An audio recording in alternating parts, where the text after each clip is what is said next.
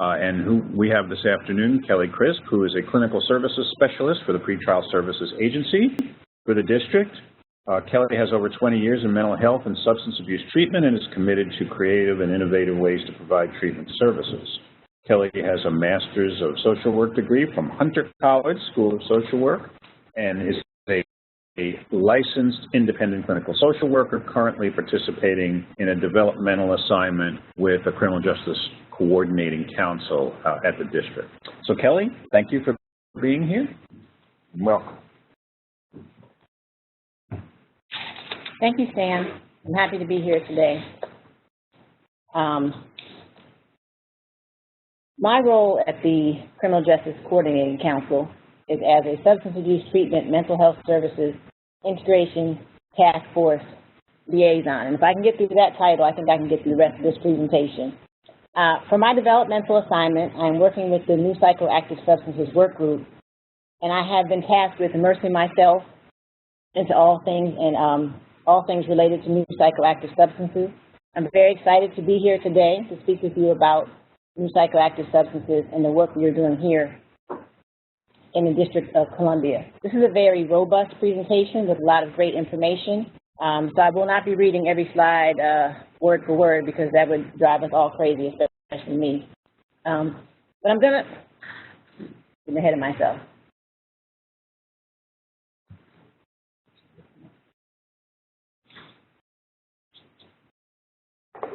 I'm having technical difficulties.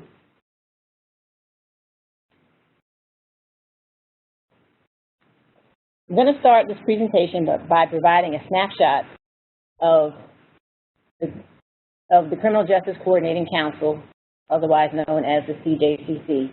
I'm going to talk to you a little bit about who we are and what we do here. The CJCC is an independent agency dedicated to continually improving the administration of criminal justice in Washington, D.C. They serve as a forum for identifying issues and their solutions, proposing actions, and facilitating cooperation to improve public safety and the criminal and juvenile justice services. CJCC is comprised of local and federal agencies that develop recommendations and strategies. The guiding principles are creative collaboration, community involvement, and effective resource utilization.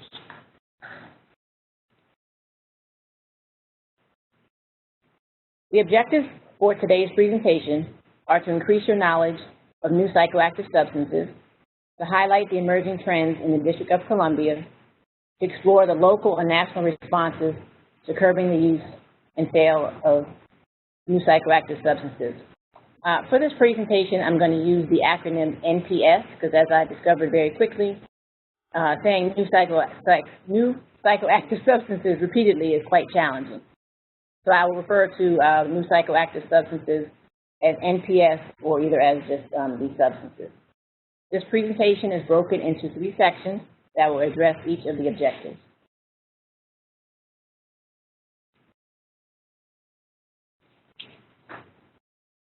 In this first section, I will provide an overview of new psychoactive substances, which will answer the questions: what are these substances? What is the appeal? Where are they made and sold? What are the different types? The reasons they are so dangerous, and some of the many adverse effects.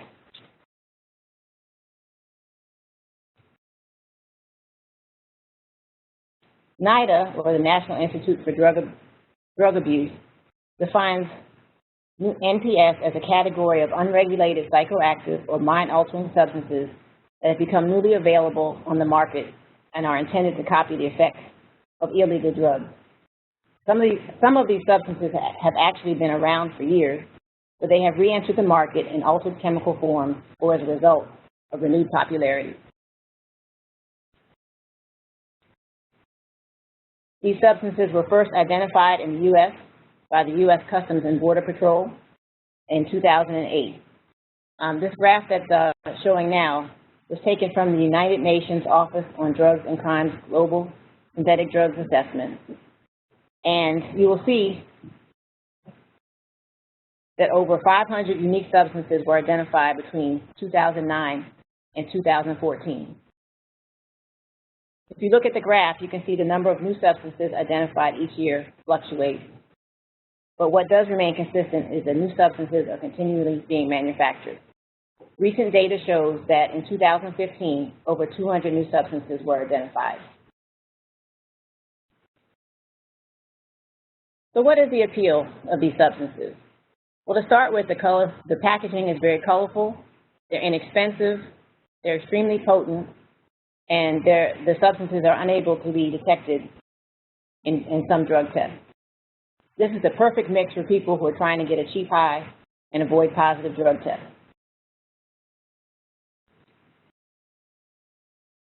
Where are these substances made and sold? They're manufactured mostly in China and India and shipped to the U.S. They're easily purchased online, in stores, or on the street. I included this slide to demonstrate how easy it is to buy new psychoactive substances online. I simply did a search and put in "buy Bizarro," which is one of the substances we see here in D.C., and a number of sites came up. I clicked on one, and this is the Plant Feed Shop. And if you look, you see categories where you can purchase stimulants, cannabinoids, psychedelics, research chemicals. And if you look at the upper right-hand corner, you'll see that you can also get free shipping if you buy $100. So these substances are very, very easy to get a hold of.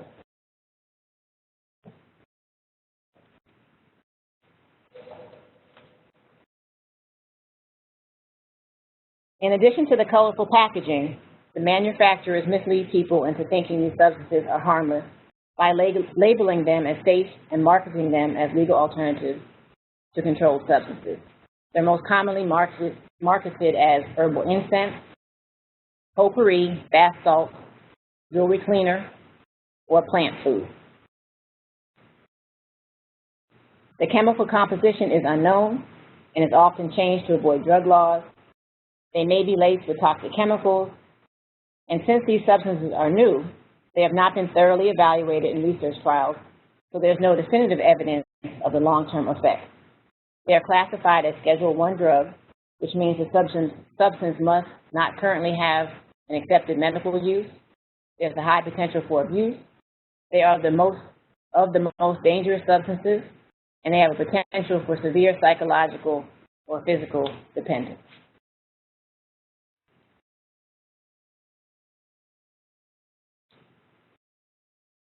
There are four main categories of NPS: synthetic cannabinoids, synthetic cathinones, synthetic hallucinogens, and synthetic opioids.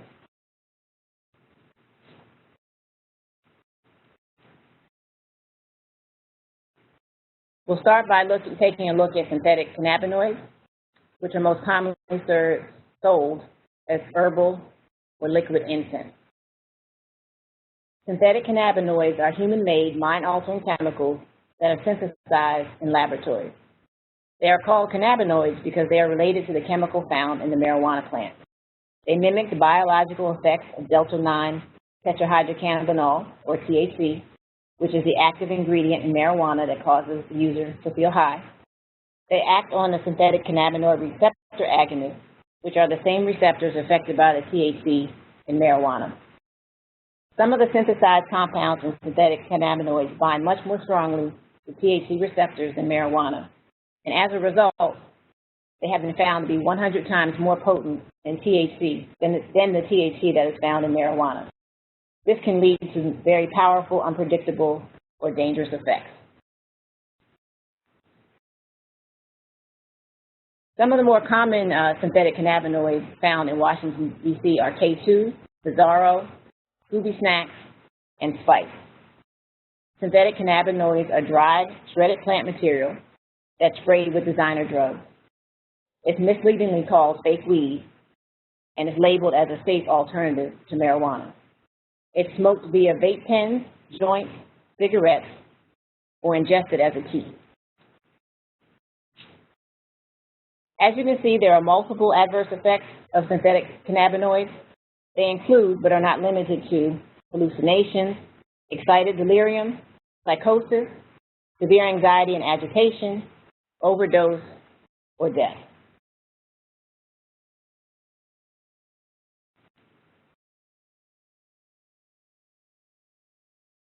As I said earlier, synthetic cannabinoids are classified, I did not say earlier, excuse me. Synthetic cannabinoids are classified as a Schedule I drug, so the long-term effects include severe potential for dependence, and because they are newer substances and have not been fully researched, the psychological or physiological effects are unknown.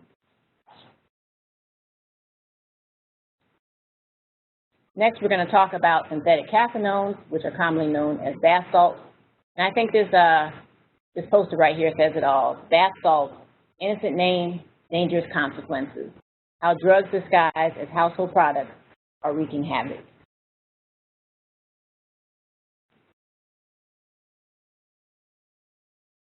Synthetic cathinones are human-made drugs that are chemically related to the khat plant. Khat is a shrub that is grown in East Africa and Southern Arabia. The leaves are chewed for the stimulant effect. Synthetic variants of khat can actually be much stronger and more dangerous. It comes in the form of white or brown crystal-like powder, and it's swallowed, snorted, smoked, or ingested.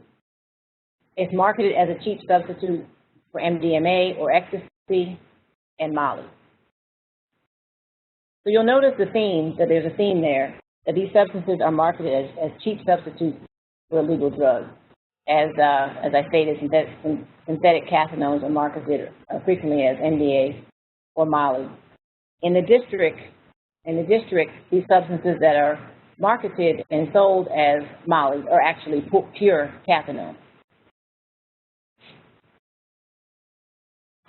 Brand names include Flocka, Cloud9, White Lightning, and Scarface.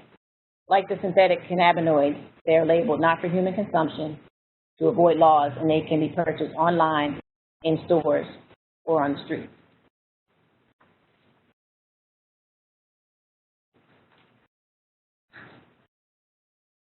Many of you have seen the horrific stories on the news, and many cities and states have been impacted by people experiencing the effects of using cathinones. There are a variety of adverse symptoms, including but not limited to psychosis, excited delirium, increased heart rate, overdose, and death.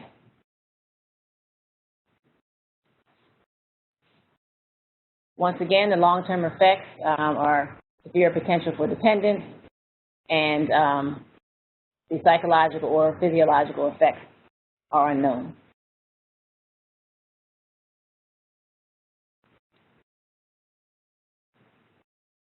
I'm going to move on and talk about synthetic hallucinogens. And I want to clarify that when I talk about synthetic hallucinogens, these are the newer substances, so it's not the other substances that have been on the market and have been around for decades, like LSD. These are the newer substances. They are hallucinogens. Synthetic hallucinogens alter perception, thoughts, and feelings. They are sold as powder, crystals, pills, or in blotter paper, and they're taken orally, rectally, or by insufflation. I learned something new during this presentation. Insufflation means blowing powder, vapor, or gas into a body cavity, so it's a fancy way of saying they're snorting it. It's also marketed as a cheaper form of LSD with much more powerful symptoms. And if you look at the picture in the middle, down the bottom, one of the more popular types of synthetic hallucinogens are 251 NBOME, which is also known as N-bomb, and Smile.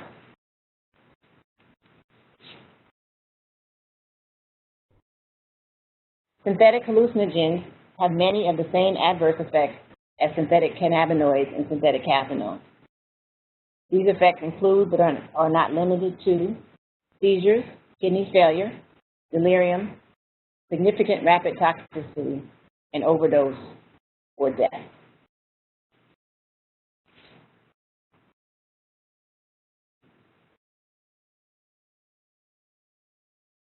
There is very little research into the long-term effects, but because they are similar to other hallucinogens, like LSD, we can make some connections, and some of the reported long-term effects include memory loss, speech impairment, persistent anxiety, depression and suicidal thoughts, mood changes, and flashbacks.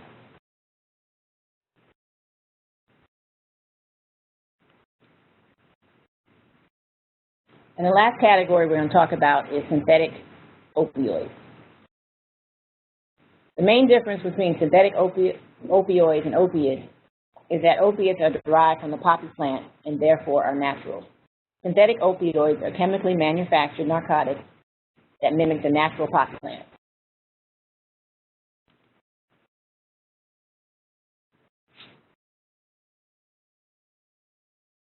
Synthetic opioids are substances that have psychoactive or mind-altering properties. They're injected, swallowed, smoked, or snorted, and they have medicinal uses, but they are taken for reasons or in ways not intended by a doctor or taken by someone other than the person they are prescribed for. These substances include fentanyl, which is often mixed with cocaine and heroin, which increases the potency and danger, methadone, tramadol, and buprenorphine, which is Subtex or Suboxone.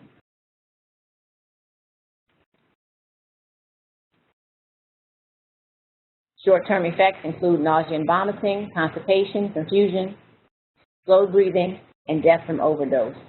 And while looking at the long-term effects, you'll see there's infections, damage to the heart, depression, and risk of infectious disease and shared needles.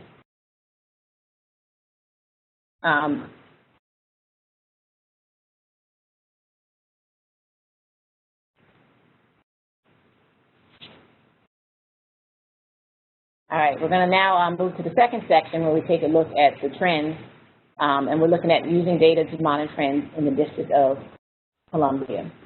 I'm actually going to start with a brief overview of two of the data sources that are tracked nationally, and these are reflective of the trends we see here in DC.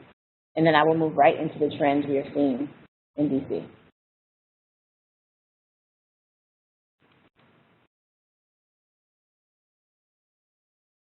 The first national data source is the 2015 Monitoring the Future study. This is a study that was funded by research grants from NIDA and was conducted at the Survey Research Center in the Institute for Social Research at the University of Michigan. This is a study of ongoing national behaviors, attitudes, and values of secondary school students, college students, and young adults. The studies were mailed out to approximately 44,900 8th, 10th, and 12th graders in around 382 schools. So all of this data is based on self-report.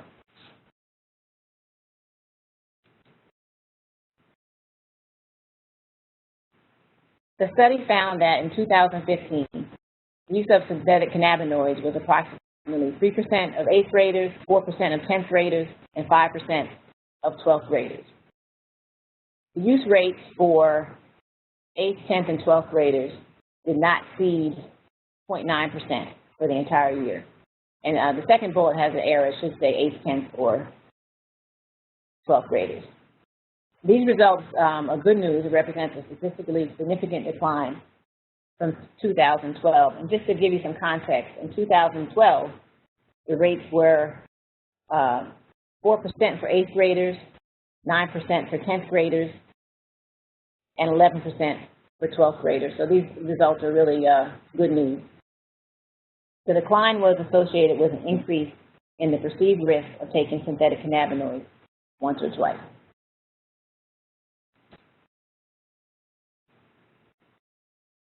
And the second source of national data is the American Association of Poison Control Centers.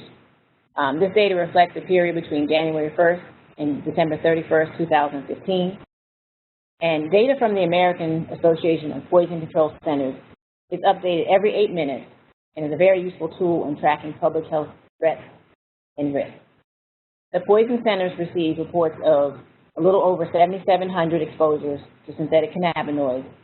They received 520 exposures to bath salts, and DC actually ranked number 2 for the number of calls to the Poison Control Centers.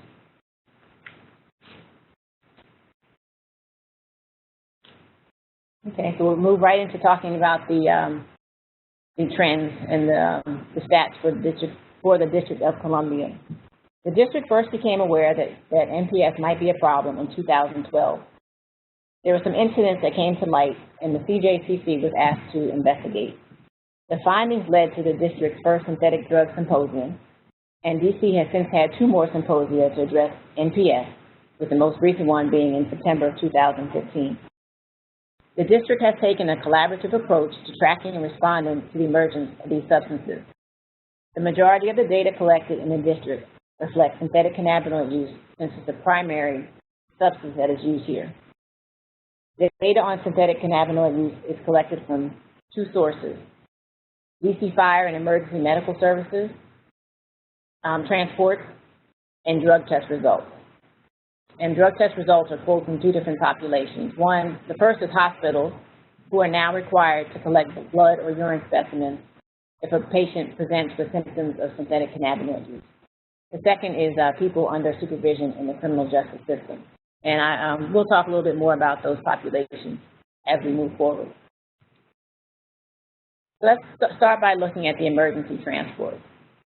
This data reflects the period between April and December 2015.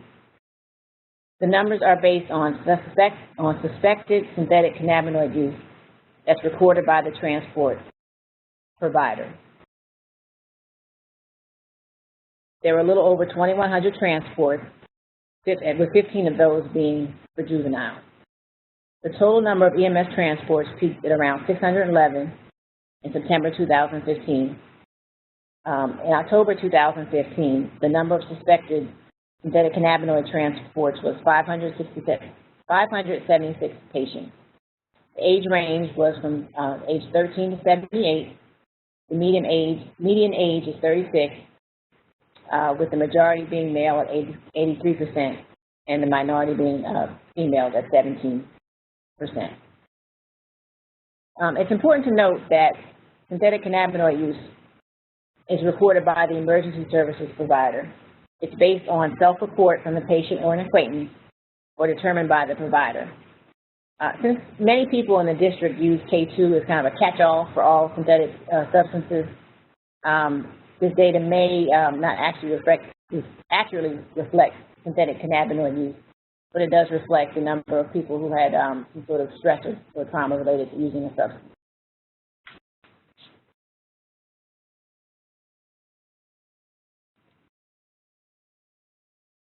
Okay, so let's take a look at the drug testing, and we'll start with the emergency room and hospital admissions. These numbers are determined by people who either are transported to the hospital, who report to the ER on their own, or are admitted into the hospital for another reason. The January numbers actually represent a slight decrease in the percentages of positive specimens as compared to the data from October and December 2015. But this most recent number of the January data is representative of the overall trend. In January, 367 adult and juvenile specimens were tested. Around 111, or 30.2%, were positive for synthetic cannabinoid and another drug. 102, or 27.8%, were positive for synthetic cannabinoids only.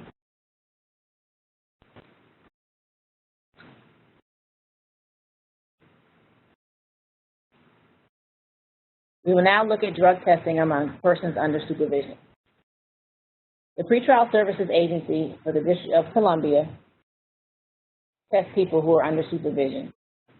This includes defendants that are in lockup, those on pretrial release under PSA supervision, those on probation, parole, or supervised release under the Court Services and Offender Supervision Agency, and juveniles and adults in the D.C. Superior Court Family Court. The partner agencies from D.C. participated in the Community Drug Early Warning System studies in 2013 and 2015, which helped us identify emerging trends and the need to revisit how we drug test folks under supervision. After the first study, PSA partnered with the Office of the Chief Medical Examiner to research and develop methods for analyzing and testing for synthetic cannabinoids. In October 2015, PSA began using immunoassay screens for synthetic cannabinoids for all incoming specimens. The specimens of people who had a strong indication of synthetic cannabinoid use were referred for additional testing at the OCME. So, for instance, if a pretrial services officer or a community supervision officer or court personnel believed that the person was using synthetic cannabinoids, those tests were flagged and sent out for additional testing.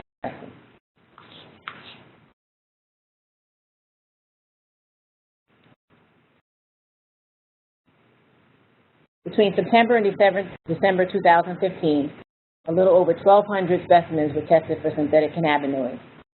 619 of those were positive, which is 48%. In January 2016, 10 specimens were tested for synthetic cannabinoids, with 9 being positive, or 90% of the total. The high percentage of positive tests is attributed to these samples being tested pursuant to staff or court referrals. So as I said, if someone had a suspicion of using, they were referred for testing. These figures represent samples that were obtained from the pretrial, parole, probation, and juvenile population.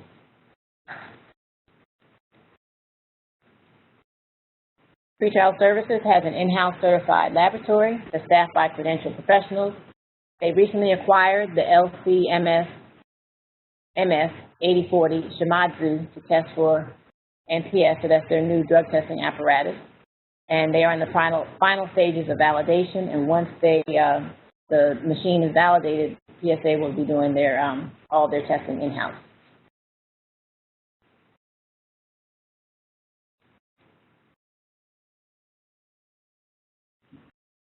The data that's been collected to date suggests the use of synthetic cannabinoids is decreasing.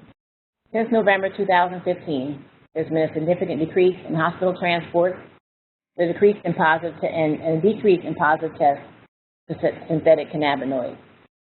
There are some limitations to the data that's been collected, starting with the fact that the NPS compounds change so frequently that the metabolites for accurate drug testing may not always be available. The data does not capture people who have not had contact with emergency services, hospitals, or criminal justice systems. So people who are in the community that might be using have not been tested at this point. And some of the self-reported data may be inaccurate.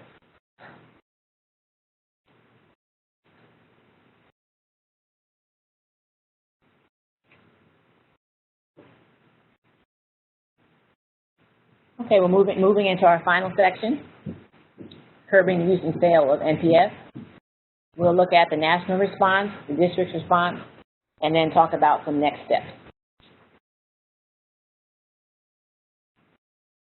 So I'm going to touch on the main points of the national response to NPS, since the focus of this presentation is on the district's response. Oops, a little ahead of myself there. Okay. We're going to start with the national response. The Office of National Drug Control Policy, or ONDCP, coordinates drug control activities and funding across the federal government. The inaugural National Drug Control Strategy was published in 2010 by the Obama administration, and it established two overarching goals to reduce drug use and its consequences by 2015. The first is to curtail illicit drug consumption in America. The second is to improve the public health and public safety of the American people by reducing the consequences of drug abuse. The national response involves tracking emerging trends, education and research, prevention, and reduction of manufacturing and distribution. I'll touch briefly on each one of those. There are multiple sources for all of these areas. There's no way I could cover all of them during this webinar, so I'm going to focus just on a few of the key initiatives. So let's start with looking at tracking emerging trends. National trends are tracked by using community warning systems, such as the Community and National Drug Early Warning Systems, the national surveys, such as the Survey on Drug Use and Health, as well as data from national reporting agencies, such as the American Association for Poison Control Centers. And as a reference, at the end of this presentation, I've included links to all these resources, so you can do some further research. For education and research, there are a ton of educational materials out there on new psychoactive substances. NIDA has a lot of really great fact sheets that are available on their website. There's tons of webinars that are out there, so there's really a good sources of information and data. And there's also a lot of research grants. So NIDA and SAMHSA, or the Substance Abuse and Mental Health Services Administration, has funded, in 2014, they funded over $4 million for synthetic cannabinoid research, $37,000 for synthetic cathinone research, and over $760,000 for for research into synthetic hallucinogens.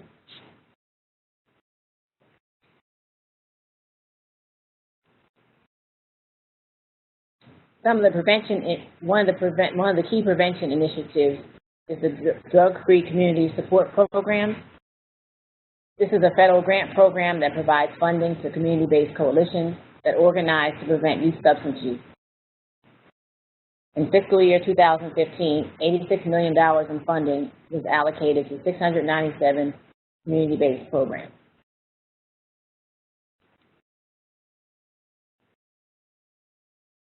We take a look at reduction of manufacturing and distribution. Interdiction is the key part of this response. There is the high-intensity drug trafficking areas program, or the HIDA program, whose purpose is to reduce drug trafficking and production in the U.S. by providing assistance to federal, state, local, and tribal law enforcement agencies in critical drug trafficking regions.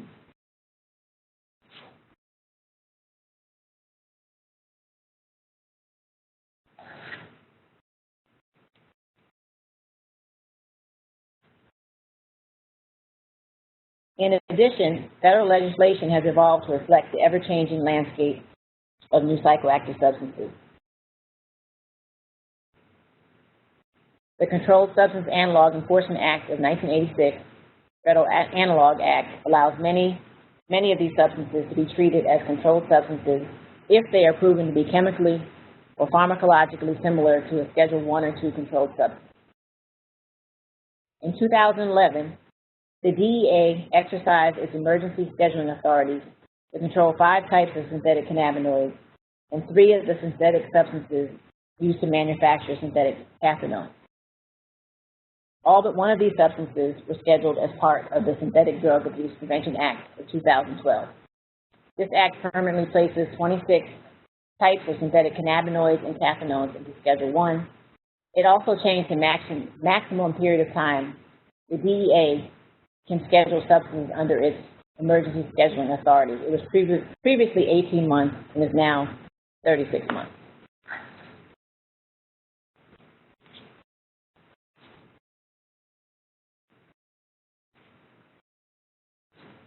Most recently, the Synthetic Drug Control Act of 2015 was introduced. It is a bipartisan congressional effort sponsored by Congressman Charlie Dent of Pennsylvania, Jim Hines of Connecticut, David Jolly of Florida, and Congresswoman Eleanor Holmes Norton. This act would strengthen the Federal Analog Act.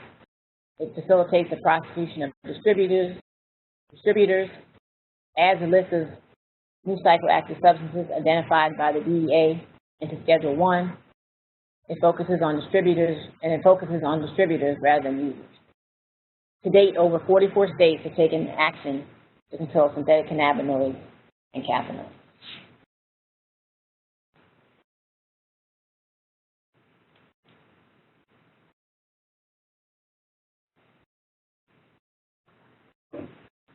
Okay, so now we're going to talk about the district's response to curbing the use and sale of NPS. The district's response focuses on partnerships and collaboration between elected officials and public health and law enforcement agencies. In response to an imminent hazard to public health, safety, and welfare, the response to NPS has been swift, progressive, and targeted. The focus is on data collection and information sharing.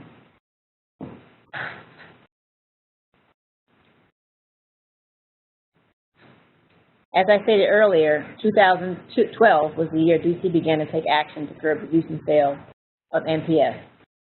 The District of Columbia's Omnibus Criminal Code Amendments Act of 2012 added over 20 new substances to the district's schedule of controlled substances. In April 2014, the Department of Consumer and Regulatory Affairs, or DCRA, adopted new regulations that are aimed at curbing the sale and use of these substances. It allows the district to take enforcement action against a business that is selling synthetic drugs consisting of substances identified on a controlled substance list or new variations and derivatives of those substances.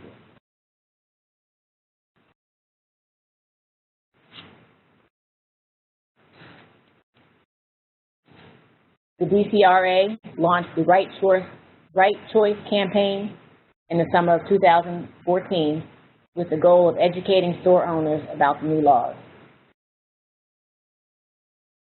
The campaign includes a pledge, also includes a pledge that stores can sign.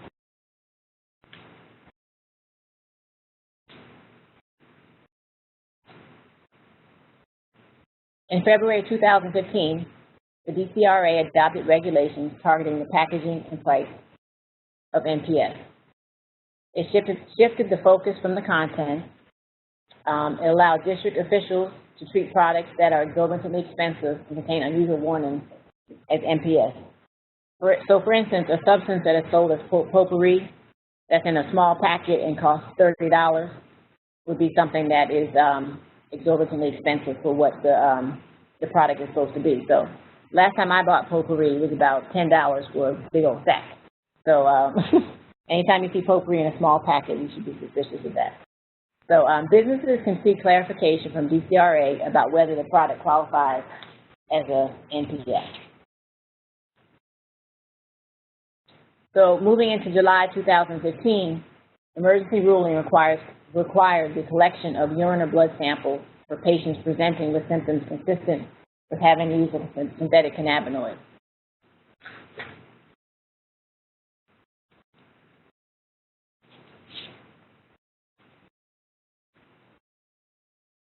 So that takes us into our most recent legislation.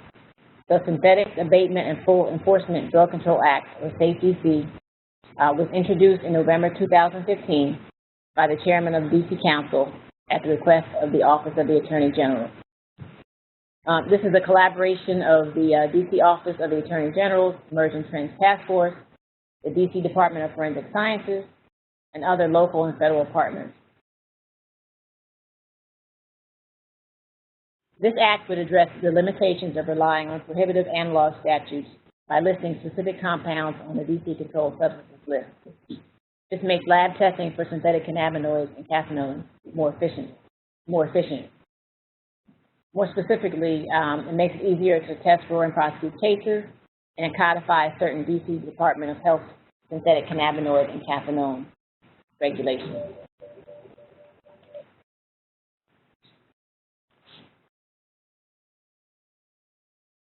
The Narcotics and Special Investigations Division Drug Interdiction Unit, which is a part of the Metropolitan Police Department, has a special unit that's designated to conduct enforcement operations related to NPS. They are responsible for street-level enforcement, store inspections, and investigations. They partner with federal, state, and local law enforcement agencies and the U.S. Postal Service to investigate NPS trafficking in the district. You may have heard that recently this unit partnered with the DEA, Homeland Security, and the Customs and Border Patrol and local agencies in a 15-month nationwide interdiction operation that resulted in 151 arrests in 16 states and over $15 million in cash and assets were seized. So they were a big part of an investigation that really took a lot of drugs off the street that were headed directly for Washington, D.C.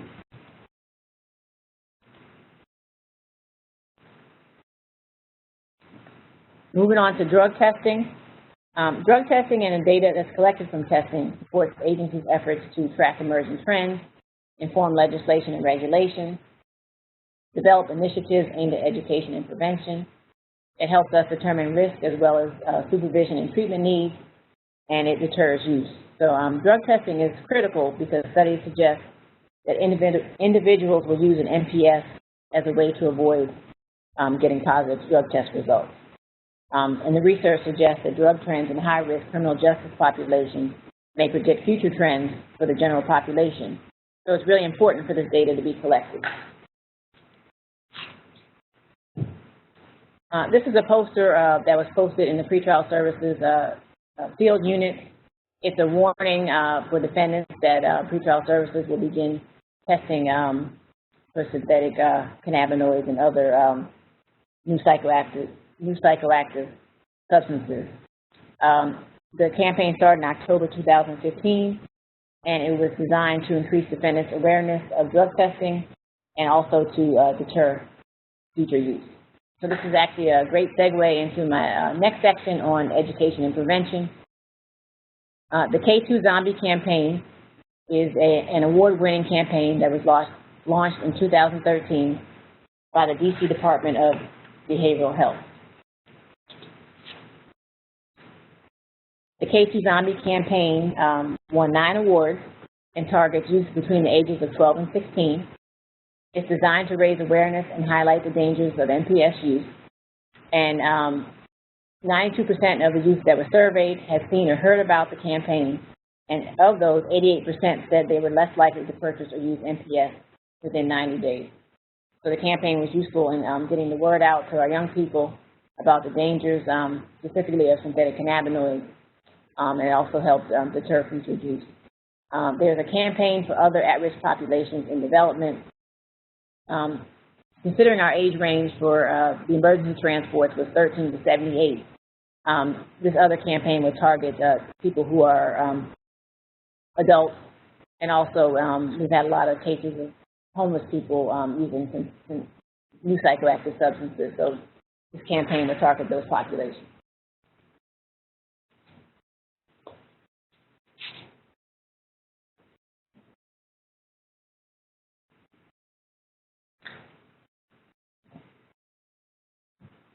All right, so the last section talks about information sharing. The CJCC New Psychoactive Substances Work Group consists of representatives from DC and federal government. They evaluate the current policies and legislative options. They educate the public, and they focus on coordination of information, detection, and legislation.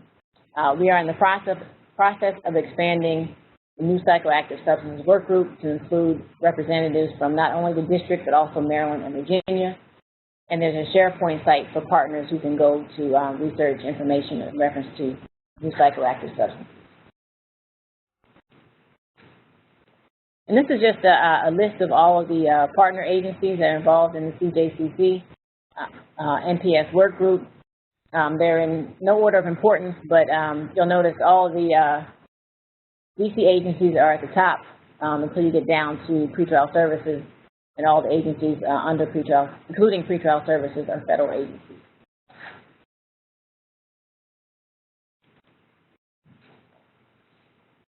And the district's response to NPS is built on collaboration and partnerships with the local and federal agencies. So this is just a example of the focus on information sharing, legislation and enforcement, education and prevention, and drug testing.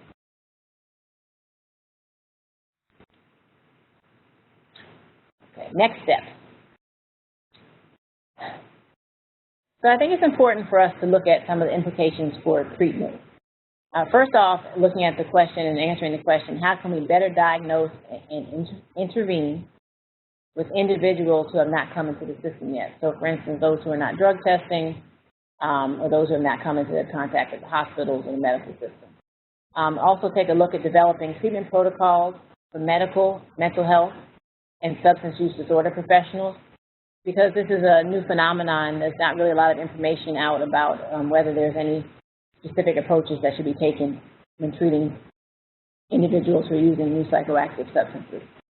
As far as research goes, really taking a look at what are the long-term effects of these substances. Again, there's not a lot of research that's been done, so it'll be important to find out what is truly the long-term, what the long-term effects truly are. And also, I'm trying to get a better idea of how many people are actually using, since the data we currently have is not capturing everybody. And that ties into my last bullet, which is continuing to explore alternate sources of data.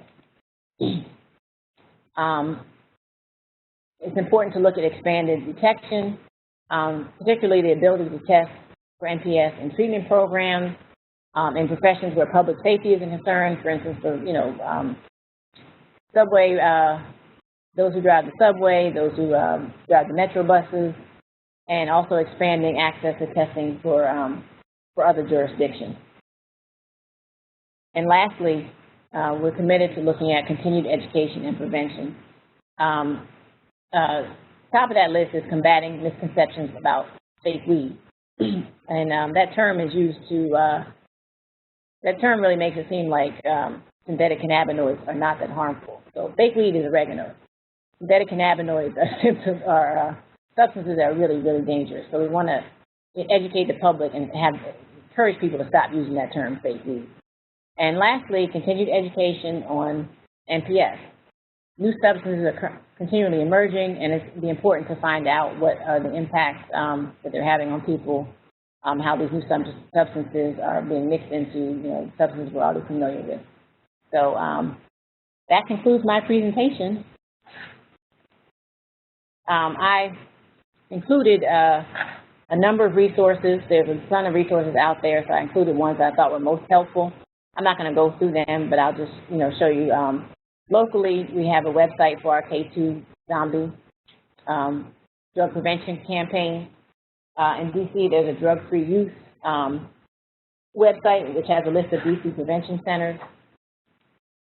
And then there's multiple resources from the DEA, NIDA, ONDCP, there's just a ton of them out there. And then I also attached the references I use. I had to do exhaustive research on this topic, so there's a ton of references too. So, and I want to say thank you, particularly to a number of my NPS work group members. You're all very, very helpful in helping me to collect the information I needed for this presentation. If anyone has any questions or needs additional information, my email is attached. My current email is kelly.chris@dc.gov. I'll be detailed to the CJCC until about mid-April. And after that, I can be reached at my home base at pretrial services at kelly.chris@psa.gov.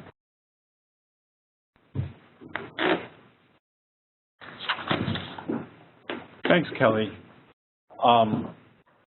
Let me just mention that Kelly's presentation will be posted on our website.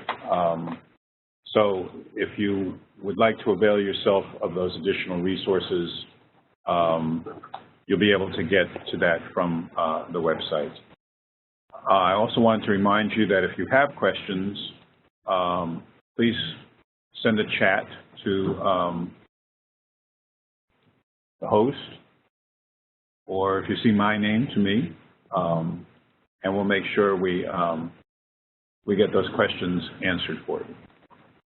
In the meantime, I have some questions, if you don't mind. I guess the first thing I'm curious about is sort of the very beginning of the story, and what the impetus was for all of this.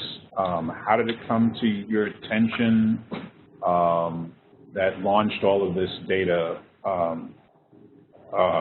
collection and analysis and legislative responses and so forth? Okay.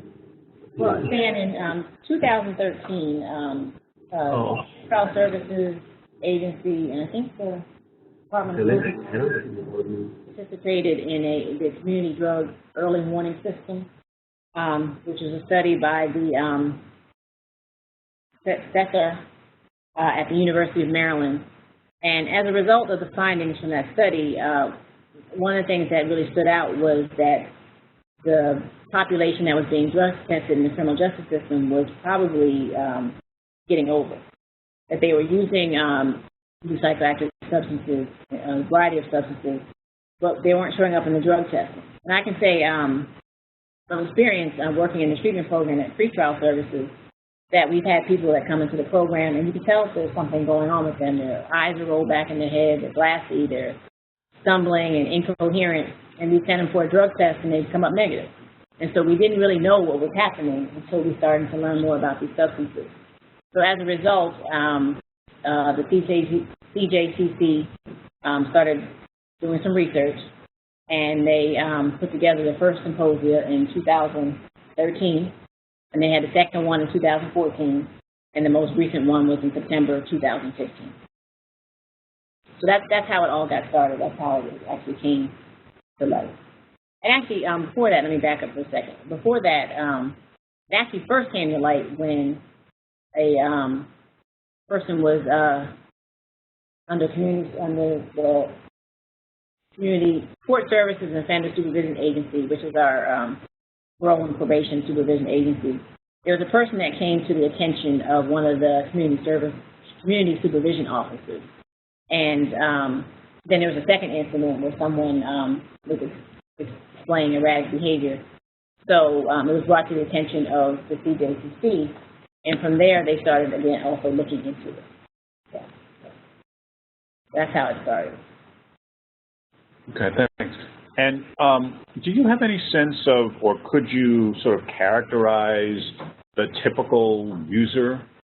Are these folks who are using this and when they wouldn't be using this, they would be using other substances, or how, do you have any sense of that? I think it's a combination. The age range for people using is pretty much 13 to 78. So you had young people using, I think, because the substances were initially marketed to young people. But beyond that, we've had people up to age 78 testing using synthetics. So I think that over the summer we had a very spike in EMS transports, and a lot of those people were actually homeless. And there was a big spike in overdoses and transports near the homeless shelters. So I don't know that there is a typical user. I think that it's a combination. I do know that once pretrial started testing for synthetic cannabinoids and other NPS, the positive tests started decreasing rapidly. So I think a lot of people were using to try to avoid the drug test. And when they found out they couldn't, then they just stopped. Some people might switch to other substances, but yeah.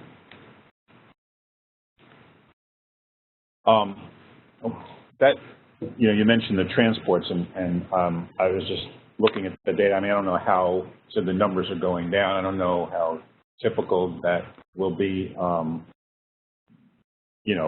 going forward into the future, but it looked like that was, at one point in the summer, that was like 20 a day, which seems like an awfully high number to me. So I guess I was wondering, do you have any, do you know what happens to those folks? I mean, do you know what the outcomes were for those people in terms of, I mean, these are people that are being taken to hospitals, I assume, and how are they, do you have any way to follow up and see how they fared?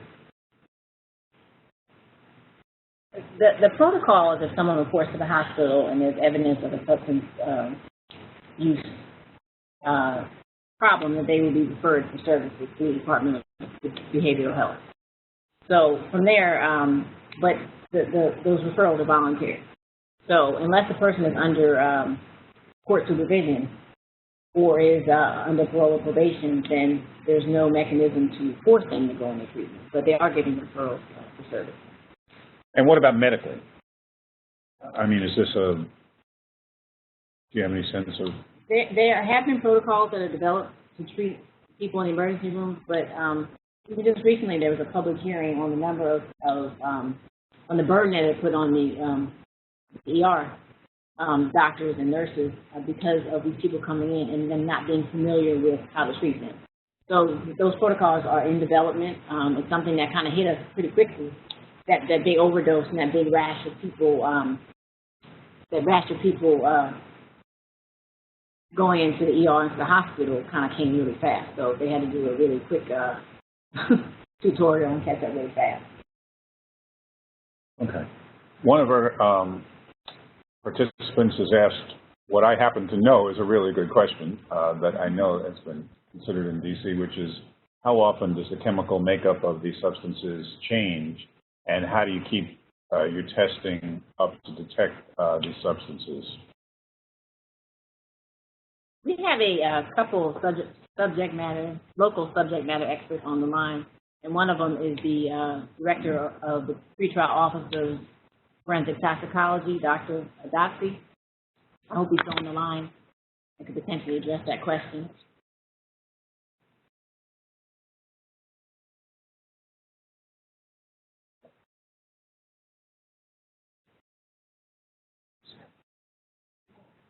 Okay. Dr. Adopsy, we're trying to unmute you.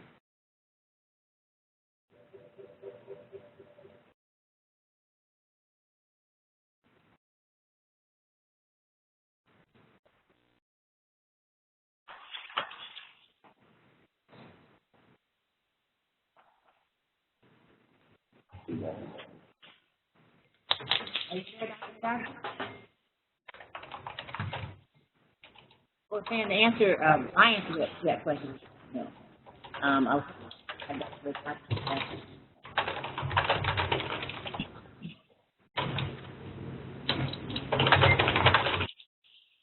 But from what I recall from the conference, the answer to the first part of the question is often. That these chemical, that the compounds change rapidly, as I recall, and a lot of times it can be a small change from a chemical perspective, but create a whole, and I think part of the problem, as I recall, is that nobody really knows what's in these things. Right. And if you refer back to the graph I put up from the global assessment study, that there are over 500 new substances in 2015 alone, just worldwide. So it's just really difficult to keep up because they're changing all the time. And a lot of times they're changing to avoid the laws. I mean, as soon as we make one substance illegal, they change it to another substance, which is why it's really important that these analog laws focus on substances that are similar pharmacologically and chemically.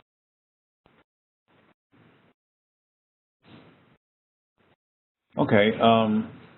Looking for more questions, folks. If you have other questions out there for Kelly, let me know.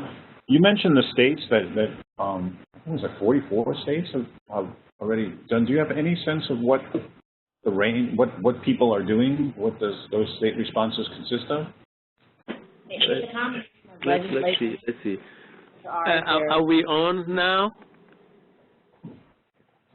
They're outlawing the compounds are focusing on the analog laws. And there are also a lot of states and counties and cities are targeting the stores. And they're going after the stores and shutting stores down, giving people warnings and putting up signs in the stores that, say they're not allowed to sell synthetic drugs. They have people selling pledges. So it's very similar to what's happening here. It's a combination of those things. And then law enforcement efforts as well.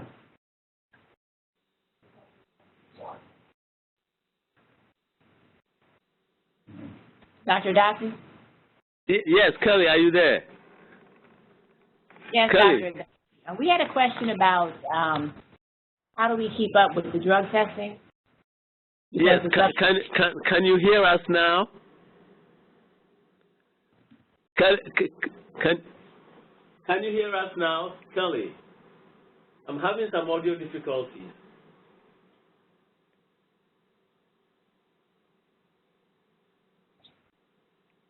We're having technical difficulties. We'll come back to Dr. Dotson if he's available.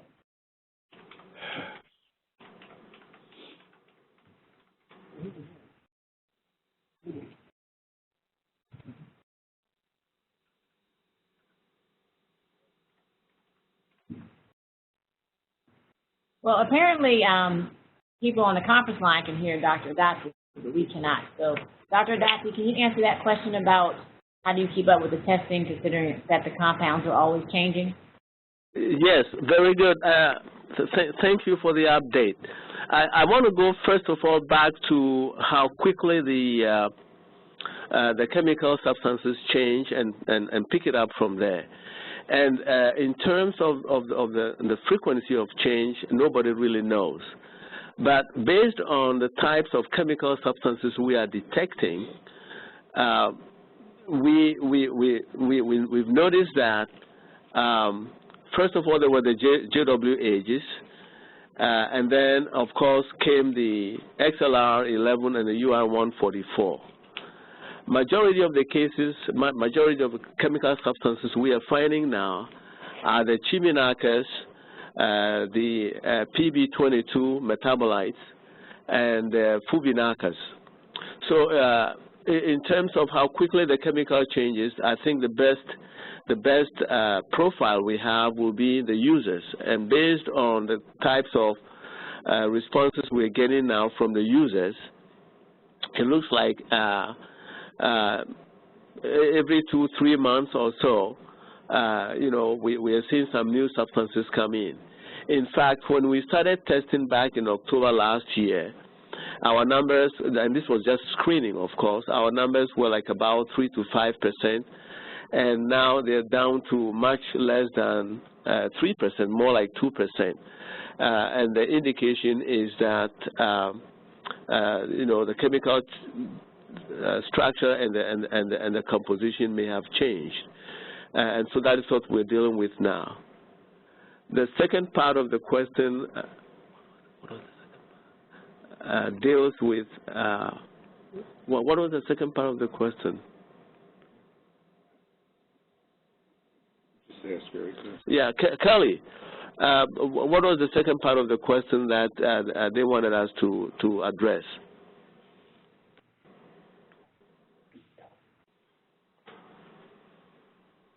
Okay, we cannot hear Dr. Dotson. So are you finished, Dr. Dotson?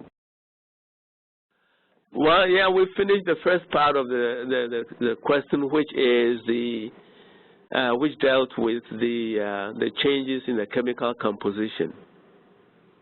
Okay. Oh, repeated the second part. The second part of the question was, how are you able to keep up with drug testing, considering the chemical compounds change so frequently? Hello, Kelly. This is Jerry Robinson. Can you hear me? Hello, Dr. Robinson. The participants can hear you, but we cannot. So we're getting emails when people are finished. So. Okay. The first question, to add on to what Dr. Adasi says, is we keep abreast of what's going on in the scientific community, what they're picking up there, also in the criminal justice system, and also organizations like DEA and so on. We keep abreast of what's being reported. We have contact with detectives or police who have a tab on what they're picking up on the street and so on. Detective Alvarez has been really instrumental in helping us stay on top of what they're picking up.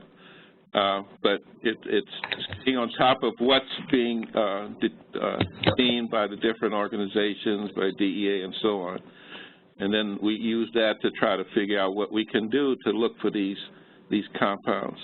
Although the compounds that they pick up are the parent compounds, and the samples we do are urine samples, so we can only look at the metabolites. So it's a challenge there because they don't always make metabolites for the specific drugs. So that's how we've been able to keep up. Fortunately, there's some reference labs that will make or have provided metabolites for these different compounds, and we've been able to stay on top of that for the most part. However, there's a lot of new compounds that they've been picking up, specifically the DEA, and they don't all have metabolites. So it's hard to, we may be aware of new drugs coming in, but we can't analyze for them immediately. And then, the first question is, it did change a lot. We had to go through about 3 or 4 iterations to keep our profile up. The problem now is trying to stay on top of that, and it's more difficult now because they're coming in with more substances, different substances, and we can't look for it because we're not doing substances. We're doing biological samples, and we have to look for metabolites. So it's a challenge, and we do our best to try to stay on top of it. I recognize we have some of our NPD partners on the line. So if you could give some insight into what some of your experiences are, we would love to hear from you. Good afternoon. Can you hear me? Yes, we can. All right. I'm Detective Eric Alvarado from the Drug Interdiction Unit of the Metropolitan Police Department.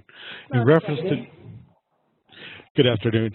In reference to how we pick up new chemicals that are being introduced in the market, we rely on analysis from the Drug Enforcement Administration's lab when those analyses come back to the Assistant U.S. Attorney's Office. And also we rely on information from other jurisdictions when they've made seizures that were destined for Washington, D.C., and they let us know what chemicals were in those seizures.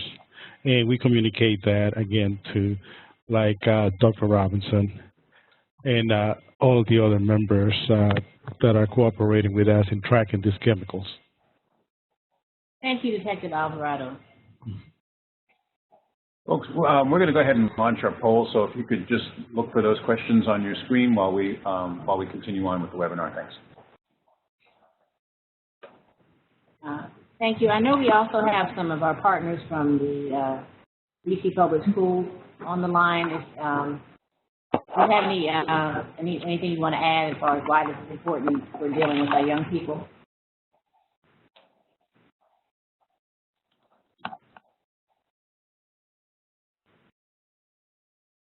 Yes, this is Benita Bantam. Can you hear me?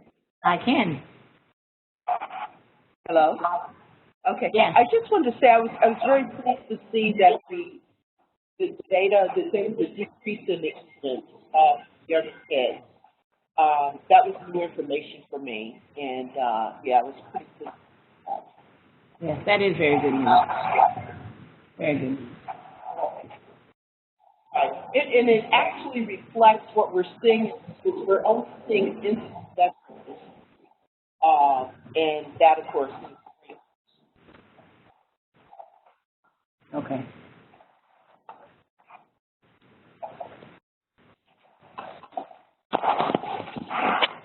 Well, we have a few more minutes. If anyone has any other questions, we're happy to answer them.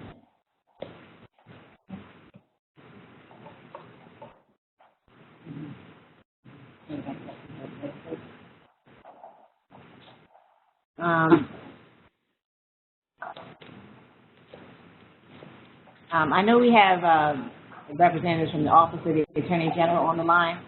If you'd like to chime in and add some insight into what's happening from the legislative perspective, that would be great.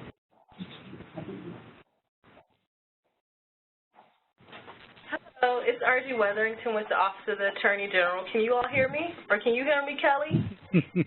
I can. We need to unmute you. Oh.